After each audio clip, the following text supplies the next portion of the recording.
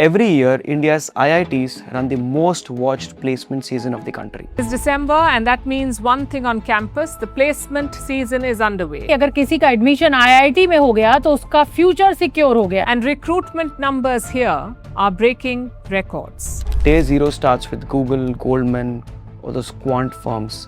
And by the end of the week, the mass recruiters arrive. TCS, Infosys, Wipro. Thousands of offer letters are released and lakhs of families wait for that one phone call. Record package of 2.5 crore job offer. The top offers have so far been of 4 crore rupees per annum. Student of IIT Guwahati has been offered a package of about 2 crore. And for decades, this system has been one of the most reliable thing in Indian education system. Even when the market was bad, even when companies slowed down, IITs didn't stop hiring. Maybe not in the best way, maybe not every college every year, but consistently enough for families to look at it and say, hey, this one always works. But in December 2025, IITs did something which they've never done in the past. They collectively blacklisted 20 companies from placement drives. And these are the same companies which have been hiring from IITs since the time before even the students of the current generation were born. Now, here's what those companies did. They released offer letters for the 2024 pass out students. Students accepted,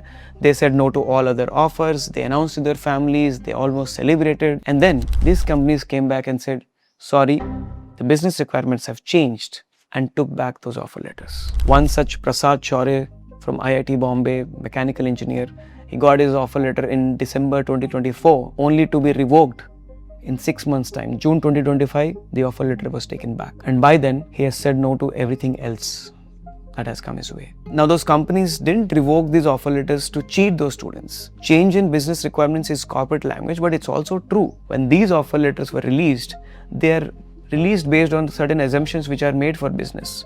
But by the time the joining time arrived, those assumptions changed. And what's happening at these companies is a symptom. They're not the cause. And if we look beneath that blacklist which I mentioned, the numbers tell you a bigger story. 8,000 out of close to 22,000 IIT graduates in 2024 were not placed. That is close to 38% just from the IITs. Now, I run a software consulting company. I meet a lot of recruiters. I talk to other company CEOs, directors.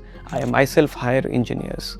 But when I heard about that blacklisting, more than being shocked, I was sad, because for what goes into getting into IITs by those students and those families and what they've got into was indeed to be felt sad for. And as a firm owner, I had another question for myself. If the companies are pulling back from IITs, what does it mean for everybody else? And the answer for most engineering graduates out there is there aren't enough jobs right out there.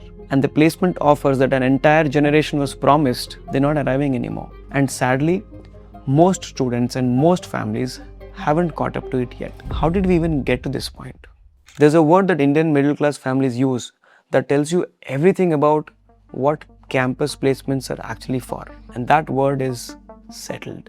Your parents didn't send you to engineering colleges so that you could learn thermodynamics. They sent you because they wanted you to get placed. And getting placed meant getting settled. Stable job, marriage, flat, kids. And that placement was the first domino, and everything else was supposed to follow. And honestly, the system delivered. Every year, companies showed up. You start searching for that right shirt. You know it's that perfect sky blue. It surely works every single time. You clean shave for the first time in your life. You copy paste resume from your senior who also got placed, because if that worked for them, it would also work for you. And then while you are on your way to that placement exam on the day, you start imagining what all you could do with that 25,000 rupees salary which was announced in the pre-placement talk, only to realize later that the actual money you would receive is 17,000 rupees after all the deductions. And once you're in that room for the test, you start thinking about all the possible technical questions that you could think of. Again, only to realize that all that they care about is probably just your communication and your attitude to be able to learn. And once all of that is done, you make that special call back home. Your mother answers the phone call. Your father is probably listening to it as well. There's that one question. We all know that question. Kitna package mila? And it's the same question which every other auntie and uncle are going to ask at the next gathering. Because that package isn't just your salary. It's your position in the marriage market. And then the real payoff.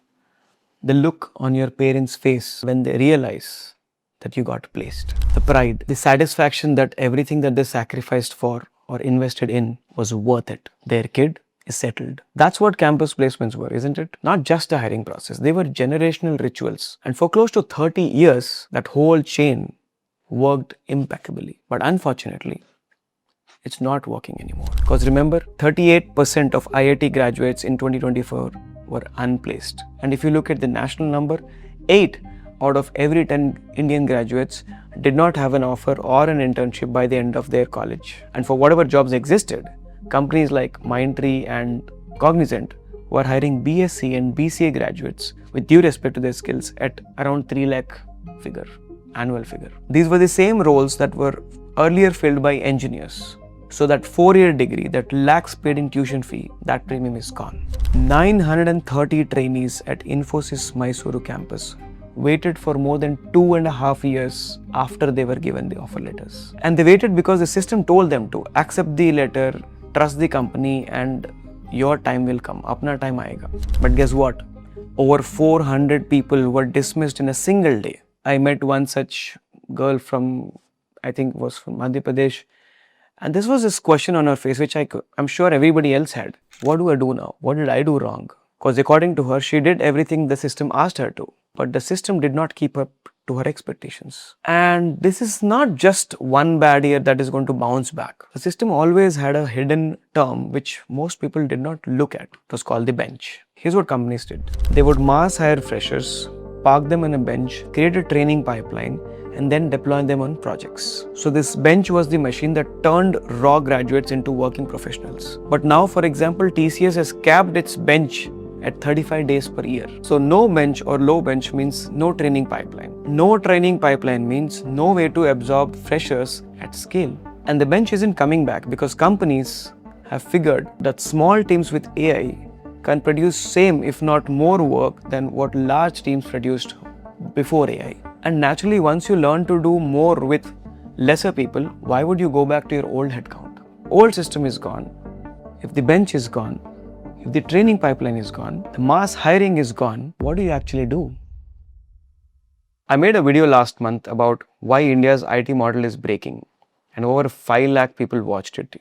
Yeah, it went viral. But what surprised me there was not people who were disagreeing to it, but common questions being asked by students. What do I do now? What branch should I take now? What should I learn now? How do I prepare for this new way of jobs? So that video was about why the model is breaking. This one's about what you do now. The placement bus isn't coming anymore, so you got to build your own case. That means having done actual work that somebody else can look at and say, yes, you know your work. A portfolio, a GitHub account, some public proof of your work. So that if somebody decides to spend 5 minutes on your profile or by talking to you, they get a sense of how do you think.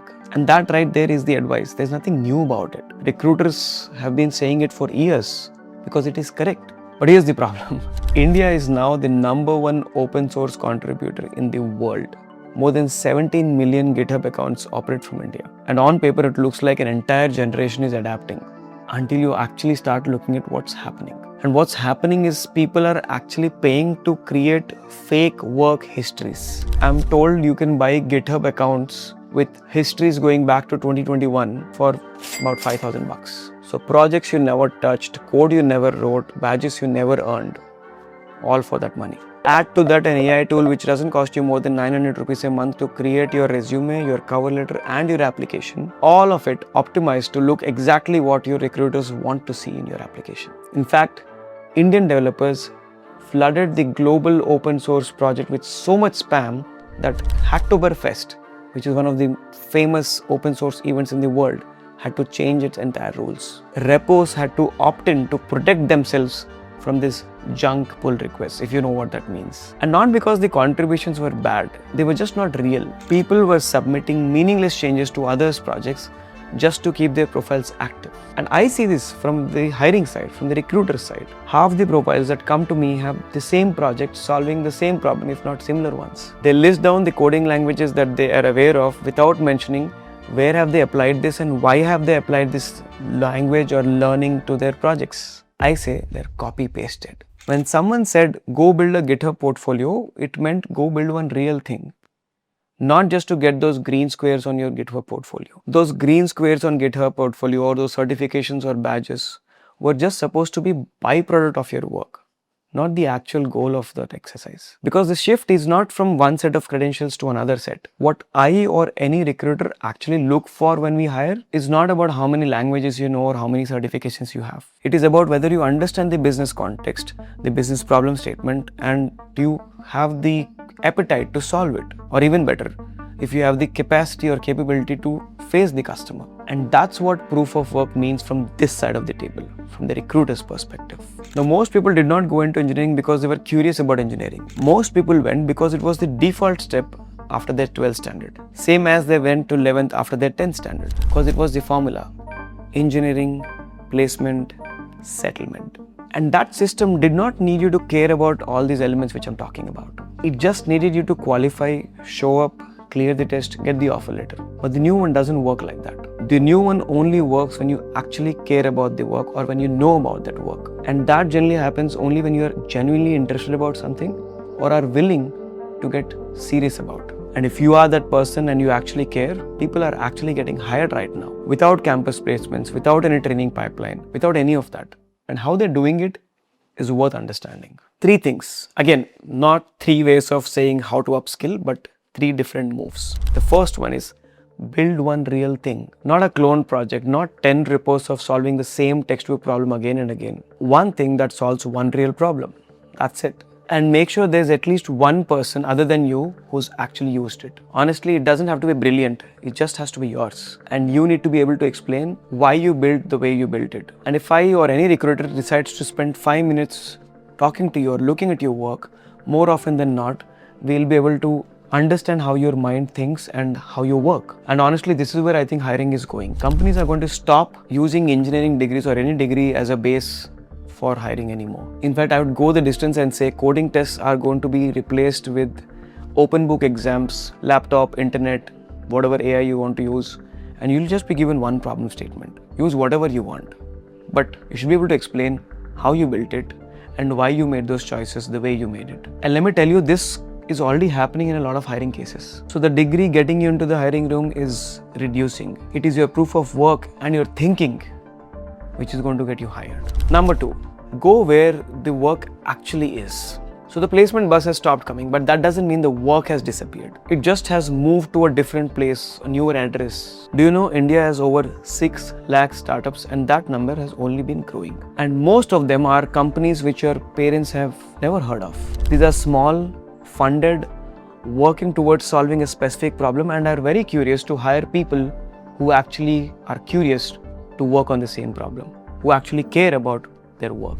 GCCs are hiring aggressively, more than 2 million already hired, and that number is also growing. Product companies, the gig economy, there's so much work out there. It's just that they're not showing up on your campus placement day. And here's how most of this actually works.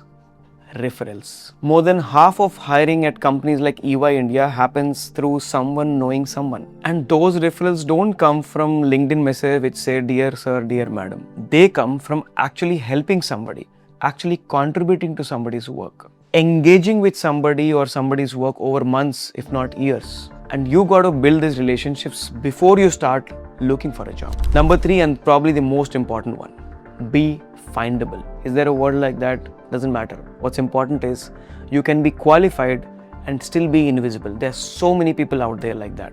Write publicly about the problems you're solving, whatever you're learning, whatever you're building. Put it somewhere, a blog, a LinkedIn post, an article, wherever it's relevant, depending on your area of interest or industry. And this takes time, not weeks, months, if not years of showing up consistently. And if you're still in college, use that time. Pick a problem in the industry that you want to be part of. Small, big, doesn't matter. Build something around it. Use that to get an internship. When you are in the internship, validate your understanding. And then this work goes into your resume as proof of your work. And if you don't do this in college, nobody has the luxury of starting this process from scratch. So this entire shift is from placement culture to proof building culture. There's a moment every Indian middle class family is working towards, and it is not the salary, not even the job. It is the moment that they know their kid is going to be okay. That placement confirmation call, that look on your mother's face, your father not quite knowing what to say. For almost 30 years, campus placements delivered that moment, but unfortunately, That moment is getting rarer by every passing year. And no, I say it again, not because the work has disappeared. We just found a new address and the path to it has changed. And again, I say unfortunately, most of the families and most of the students are still taking the old path without realizing that the address has changed. If this made sense, subscribe. I break down what's changing in IT and software consulting and how to build a career through it. Not by giving motivation or generic advice, but by actually telling you what's happening and what to do about it. I'll see you in the next one.